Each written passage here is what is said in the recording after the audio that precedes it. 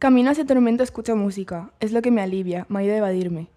Entro a clase, va a volver a ocurrir. Nos sentamos y la profesora me pide que salga a la pizarra. Tengo que leer un poema delante de todos. Justo después de levantarme de la silla aparecen los murmullos, los susurros. Estoy harta, necesito contarlo. He intentado hablarlo con profesoras y profesores, con la directora, con amigas, con compañeras.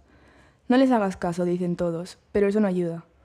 No sé quién fue exactamente el que inició el rumor, y aunque fuera cierto, puedo hacer con mi vida lo que quiera, no soy una posesión de mi novio. Tal vez si la historia hubiera sido al revés, nadie haría comentarios al respecto, o tal vez serían comentarios de complicidad.